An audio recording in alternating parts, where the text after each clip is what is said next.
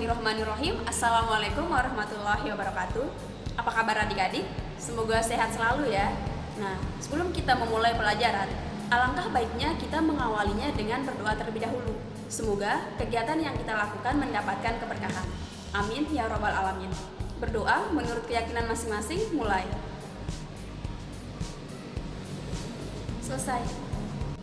Sebelumnya, perkenalkan saya atas nama Rizka Ramdhani. Saya di sini akan menyampaikan materi mengenai optika geometri. Nah, adik-adik, optika geometri itu terbagi dalam 3 pembagian materi, yaitu yang pertama ada alat-alat optik, yang kedua ada pembiasan cahaya, dan yang ketiga ada pemantulan. Nah, khusus pada video pembelajaran kali ini, kita akan lebih membahas mengenai pemantulan cahaya. Dalam materi pemantulan cahaya ini ada 4 subbab utama yang akan kita bahas, yaitu yang pertama ada definisi pemantulan, yang kedua cermin datar, yang ketiga cermin cekung, dan yang keempat adalah cermin cembung. Nah, adik-adik, sebelum kita berlanjut, ada 2 tujuan pembelajaran yang ingin kita capai, yaitu yang pertama, peserta didik mampu menentukan titik fokus pada cermin cekung dan juga cermin cembung. Lalu yang kedua, melalui percobaan, peserta didik mampu untuk menjelaskan pengertian pemantulan cahaya itu sendiri. Nah, adik-adik, pada video pembelajaran kali ini kita menggunakan model discovery learning. Siapa di antara kalian yang sering bercermin? Angkat tangan. Tentu kita semua sudah sering bercermin kan? Setiap pagi sebelum berangkat sekolah, tentu kita bercermin terlebih dahulu untuk memastikan seragam yang kita gunakan sudah rapi atau belum, atau hanya untuk sekedar memastikan jilbab yang kita gunakan atau rambut kita sudah rapi atau masih berantakan. Nah, adik-adik, tahu tidak, saat kita bercermin, ternyata ada proses pemantulan loh. Lalu, apa sih itu pemantulan cahaya? Ada yang tahu? Saya tahu. Oh iya, silahkan. Kenapa dipantulkannya kembali cahaya ketika menembus satu bidang? Oke, ada yang lain? Oke, adik-adik, jawaban dari teman kalian yang tadi itu sudah bagus. Jadi, pemantulan cahaya itu adalah perampatan arah rambat cahaya ke arah sisi medium asalnya setelah dia menumbuk antar muka 2 medium. Nah, pemantulan cahaya itu dibagi menjadi 2, yaitu ada pemantulan cahaya yang teratur dan juga ada pemantulan cahaya baur. Nah, pemantulan baur itu adalah pemantulan cahaya yang ke segala arah. Sedangkan pemantulan cahaya teratur adalah pemantulan cahaya yang mempunyai arah yang teratur. Selanjutnya, saya akan menampilkan gambar. Gambarnya itu seperti di samping. Nah, pertanyaan saya, dari ketiga gambar ini apa perbedaannya? Ada yang bisa jawab? Saya. Oh iya, silahkan. Kenapa? Masing-masing cermin memiliki jenis permukaan yang berbeda. Oke, jawabannya bagus. Oke, jadi adik-adik, dari ketiga cermin ini memiliki nama masing-masing. Yang pertama itu adalah cermin datar, cermin cekung, dan juga cermin cembung. Nah, sekarang mari kita bahas secara bersama-sama mengenai cermin datar dan juga cermin lekung. Yang pertama adalah mengenai cermin datar. Oke adik-adik, cermin datar ini sering kita temui di kaca lemari ataupun yang sering kita gunakan untuk bercermin. Nah, mengenai pemantulan pada cermin datar, teman-teman bisa lihat gambar di samping. Nah, dari gambar ini kita ketahui bahwa yang pertama, jarak bayangan ke cermin itu sama dengan jarak benda ke cermin. Lalu yang kedua, tinggi bayangan sama dengan tinggi benda. Yang ketiga, sama besar dan berlawanan arah. Lalu yang keempat adalah bayangannya itu bersifat maya. Selanjutnya mengenai cermin cekung. Nah, adik-adik, untuk lebih jelasnya adik-adik bisa lihat gambar di samping. Nah, dari gambar ini kita ketahui bahwa di depan cermin cekung itu ada ruang 1, ruang 2, dan ruang 3. Sedangkan di belakang cermin cekung itu ada ruang 4. Nah, penomoran ruang pada cermin cekung ini akan menentukan sifat bayangan yang akan dibentuk oleh cermin cekung. Nah, selanjutnya mengenai 3 sinar istimewa pada cermin cekung. Yang pertama itu adalah sinar yang datang sejajar sumbu utama dipantulkan melalui titik fokus. Lalu yang kedua, sinar yang datang melalui titik fokus akan dipantulkan sejajar dengan sumbu utama. Lalu yang ketiga, sinar datang melalui titik pusat kelengkungan akan dipantulkan kembali melalui titik pusat kelengkungan tersebut. Mengenai contoh lukisan bayangan pada cermin cekung, contohnya di sini itu adalah jika benda diletakkan di antara titik pusat kelengkungan cermin dan titik fokus cermin, maka sifat bayangan yang dibentuk itu adalah yang pertama, sejati atau nyata karena terbentuk dari sinar-sinar pantul. Yang kedua, terbalik, karena arah bayangannya itu berlawanan dengan arah benda. Lalu yang ketiga adalah diperbesar, karena bayangannya itu lebih besar daripada bendanya. Selanjutnya mengenai cermin cembung. Nah, adik-adik, untuk lebih jelasnya, adik-adik bisa lihat gambar di samping. Nah, dari gambar ini kita ketahui bahwa di depan cermin cembung itu terdapat ruang 4, sedangkan di belakang cermin cembung itu terdapat ruang 1, ruang 2, dan ruang 3. Nah, penomoran ruang ini akan menentukan sifat bayangan yang akan dibentuk oleh cermin cembung. Nah, selanjutnya adalah mengenai 3 sinar istimewa pada cermin cembung, yaitu ada 3, yaitu yang pertama, sinar yang datang menuju titik fokus akan dipantulkan sejajar dengan sumbu utama. Lalu yang kedua, sinar yang datang sejajar dengan sumbu utama akan dipantulkan seolah-olah berasal dari titik fokus. Lalu yang ketiga, sinar-sinar yang menuju titik pusat kelengkungan cermin akan dipantulkan seolah-olah berasal dari titik pusat kelengkungan tersebut. Contoh lukisan bayangan pada cermin cembung. Nah, untuk lebih jelasnya adik-adik bisa lihat gambar di samping. Nah, dari gambar ini kita ketahui bahwa benda itu berada di depan cermin cembung, sehingga akan menghasilkan sifat bayangan, yaitu yang pertama, maya atau semu karena terbentuk dari perpanjangan sinar-sinar pantul. Lalu yang kedua, itu adalah tegak karena arah bayangan yang terjadi sesuai dengan arah benda. Yang ketiga, itu diperkecil karena bayangan yang terbentuk lebih kecil dibandingkan dengan bendanya.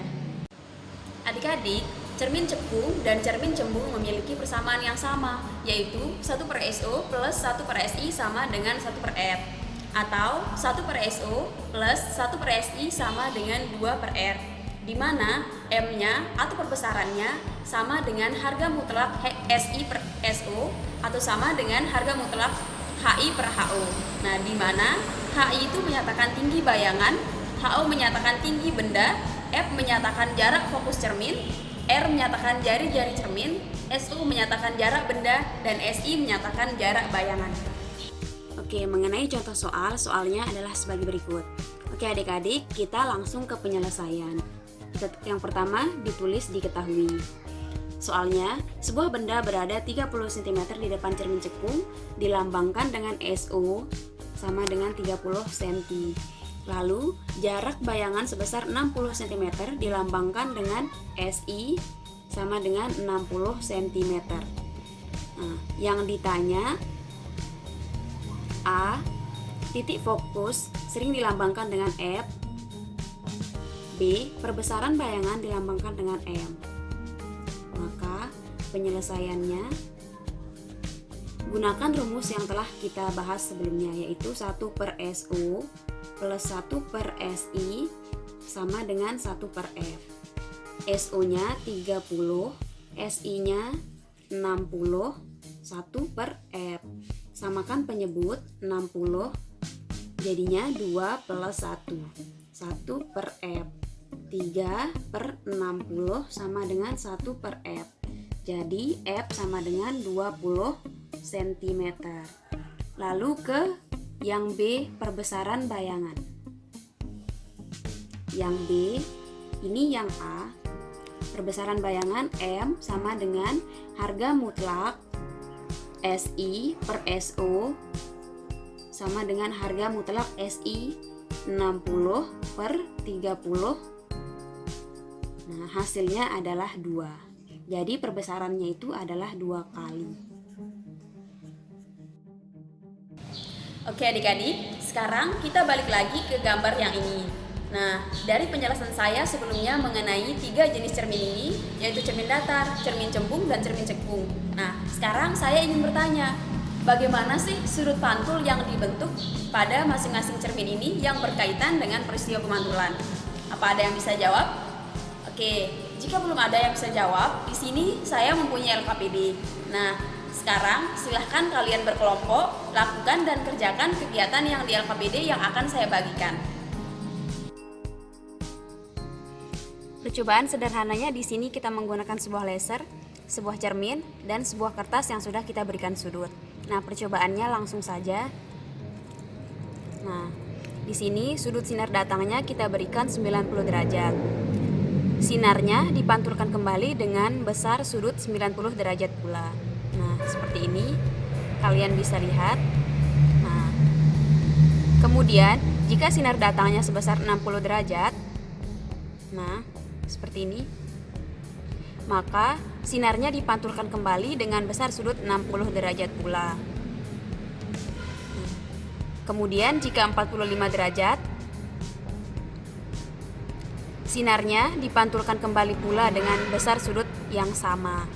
Artinya, di dalam pemantulan cahaya, besar sudut sinar datang sama dengan besar sudut sinar pantul. Nah, kalian kan sudah melakukan percobaan.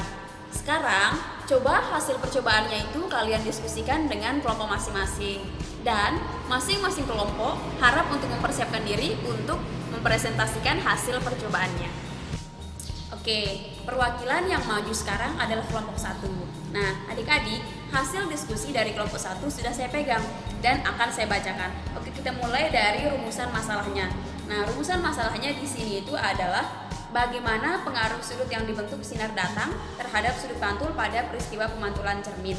Lalu hipotesisnya, jika sinar datang menuju cermin dengan sudut tertentu, maka besar sudut pantul yang terbentuk sama dengan besar sudut datang. Nah, selanjutnya mengenai hasil pengamatan. Nah, untuk hasil pengamatannya lebih jelasnya saya tampilkan di sini.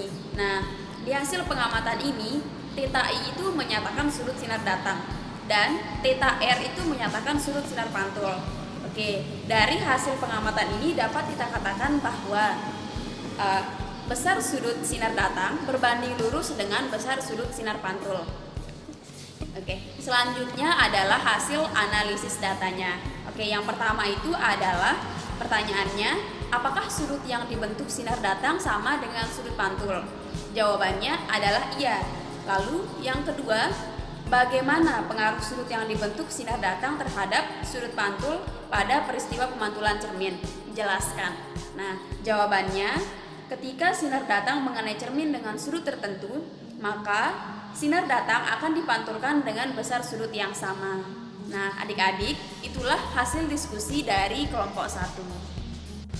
Oke, adik-adik, dari materi yang telah saya sampaikan mengenai pemantulan cahaya, serta dari percobaan yang telah kalian lakukan, ada yang bisa menyimpulkan? Jika ada, bisa angkat tangan. Oh iya, silahkan. Kenapa besar sudut sinar datang sama dengan besar sudut sinar pantul? Oke, jawabannya bagus. Jadi, adik-adik, kesimpulannya itu adalah ketika sinar datang menuju cermin dengan sudut tertentu, maka besar sudut pantul yang terbentuk akan sama dengan besar sudut sinar datang. Alhamdulillah, kita sudah sampai di akhir pembelajaran.